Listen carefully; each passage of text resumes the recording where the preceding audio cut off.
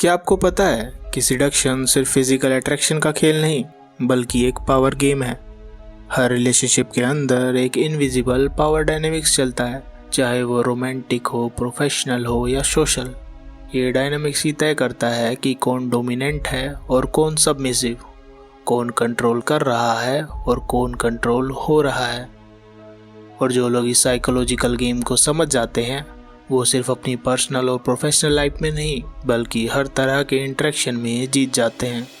आज हम एक्सप्लोर करेंगे कि सिडक्शन का असली मतलब क्या है और ये सिर्फ अट्रैक्शन का नहीं बल्कि एक स्ट्रेटेजिक गेम का हिस्सा कैसे है, कैसे पावर डायनेमिक्स हर रिलेशनशिप को शेप करते हैं और सबसे इम्पोर्टेंट कैसे आप अपने चार्म और इन्फ्लुएंस को इतना पावरफुल बना सकते हो कि लोग आपसे दूर ही ना रह सकें। Chapter 1 seduction is not about looks, it's about power.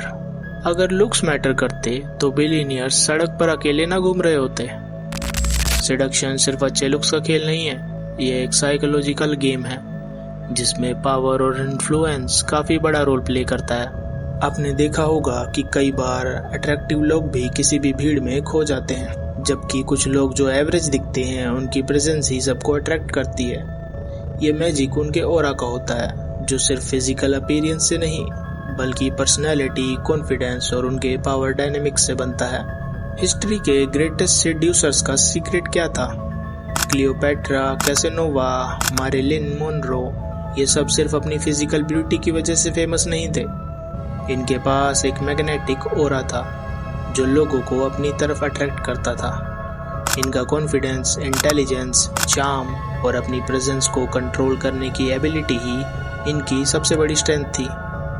ये लोग पावर को समझते थे और उसका इस्तेमाल अपने इन्फ्लुएंस को बढ़ाने के लिए किया करते थे। अगर आपको अपनी सिडक्शन पावर बढ़ानी है तो सिर्फ फिजिकल लुक्स पे फोकस करना बंद कीजिए।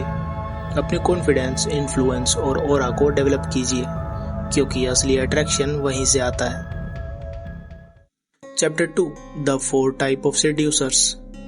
सिडक्शन एक one size fit all strategy नहीं है। सिडक्शन के भी अलग अलग स्टाइल होते हैं। हर इंसान अलग पर्सनैलिटी और अप्रोच के साथ अट्रैक्ट करता है। जैसे नंबर 1 द चार्मर, जो हर किसी को अपनी एनर्जी से अट्रैक्ट करता है। For example Shahrukh Khan. SRK का चार्म सिर्फ उनके लुक्स में नहीं बल्कि उनके अंदाज, उनके वर्ड्स और उनकी वार्मथ में है। उनका एक डायलॉग या एक स्माइल ही काफी है लोगों को अट्रैक्ट करने के लिए। Number 2 the mysterious one. इन लोगों को समझना मुश्किल होता है। ज्यादातर लोग इनकी मिस्टीरियस पर्सनैलिटी और ऑरा में ही फंस कर रह जाते हैं। For example Thomas Shelby. उसकी इंटेंस पर्सनैलिटी, लिमिटेड वर्ड्स और अनप्रेडिक्टेबल डिसीजन उसको और भी ज्यादा अट्रैक्टिव बनाता है। लोग उसके बारे में और जानना चाहते हैं लेकिन वो कभी पूरी तरह रिवील नहीं होता। Number 3 the intellectual seducers. ये लोग वो होते हैं जो माइंड गेम्स खेलते हैं और इंटेलिजेंस से लोगों को अट्रैक्ट करते हैं। फॉर एग्जाम्पल ओशो और द डार्क नाइट का जोकर। ओशो की डीप विजडम और जोकर का अनप्रेडिक्टेबल साइकोलॉजिकल गेम दोनों ही लोगों को अपनी तरफ खींच लेते हैं। उनके वर्ड्स लोगों के दिमाग में घुस जाते हैं और एक अलग ही इम्पैक्ट क्रिएट करते हैं। Number 4 the dominant seducer. ये लोग वो होते हैं जो अथॉरिटी और कंट्रोल से अट्रैक्शन बिल्ड करते हैं। For example Pablo Escobar. उसका फियरलेस अंदाज, अथॉरिटी और टेक नो नॉनसेंस एटीट्यूड उसको डेंजरस और अट्रैक्टिव बनाता था। आप इनमें से कौन से टाइप के हो? जरूरी नहीं कि इनमें से आप किसी एक टाइप के सेड्यूसर हो। कई लोग मल्टीपल स्टाइल्स का कॉम्बिनेशन होते हैं। अगर आप अपने नेचुरल स्टाइल को समझकर उसको मास्टर कर लें तो आपका इन्फ्लुएंस और चार्म नेक्स्ट लेवल पर पहुंच सकता है। Chapter 3 power dynamics in relationship. जिस रिलेशनशिप में एक बंदा हमेशा चेज कर रहा होता है और दूसरा बंदा अनअवेलेबल लगता है, वहाँ एक क्लियर पावर इम्बैलेंस होता है।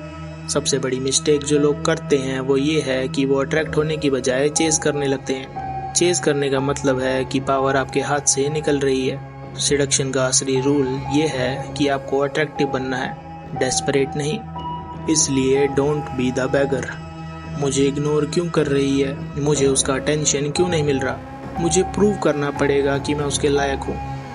अगर आप इन थॉट्स में फंसे हुए हो तो आप चेजिंग माइंडसेट में हो और जैसे ही आप चेस करने लगते हो, दूसरा बंदा ऑटोमेटिकली हायर पोजीशन में पहुंच जाता है। On the other hand, attractive लोग चेस नहीं करते, वो नेचुरली लोगों को अपनी तरफ खींच लेते हैं। उनका एक स्ट्रॉन्ग प्रेजेंस और हाई वैल्यू माइंडसेट होता है जो उनके ऑरा को और भी ज्यादा अट्रैक्टिव बना देता है। दोस्तों, तुम्हें आर्ट ऑफ सिडक्शन को मास्टर करने के लिए बस 3 सीक्रेट्स को याद रखना है। Secret 1, scarcity equals to value. हर चीज जो इजीली मिल जाए उसकी वैल्यू कम हो जाती है, इसलिए अपने टाइम और अटेंशन को एक्सक्लूसिव बनाओ। अपनी बाउंड्रीज मेंटेन करो और हर किसी के लिए इजीली अवेलेबल मत रहो। Secret 2, maintain mystery. जितना अनप्रिडिक्टेबल रहोगे उतना ही इंटरेस्टिंग रहोगे। लोग सिर्फ उन चीज़ों को एक्सप्लोर करने में इंटरेस्टेड होते हैं जो पूरी तरह रिवील नहीं होती। अगर आप अपनी लाइफ, थॉट्स और इमोशन सब कुछ इजीली बता दोगे तो लोग आपसे जल्दी बोर हो जाएंगे। इसलिए हमेशा अपने नेक्स्ट मूव को अनप्रिडिक्टेबल बनाओ। अपनी पर्सनल लाइफ और थॉट्स को कम्प्लीटली एक्सपोज मत करो ताकि लोग आपको डीपली समझने की कोशिश करते रहें। Secret number 3, high value mindset develop करो। अगर आपको दूसरों की अप्रूवल की जरूरत है तो आप हमेशा पावरलेस रहोगे। हाई वैल्यू लोग कभी भी नीडी नहीं दिखते, वो अपनी सेल्फ वर्थ पे फोकस करते हैं, दूसरों की वैलिडेशन के पीछे नहीं भागते। अट्रैक्शन एक इल्यूजन नहीं बल्कि पावर का ही एक रूप है। जो इंसान अपनी एनर्जी, मिस्ट्री और कॉन्फिडेंस को कंट्रोल करना सीख लेता है, वो बिना एक शब्द कहे भी सबको अपनी तरफ खींच सकता है, क्योंकि असली ताकत उसी के पास होती है जिसे चाहा जाता है, ना कि जो खुद चाहने लगता है। This country, you gotta make the money first. Then when you get the money, you get the power. Then when you get the power, then you get the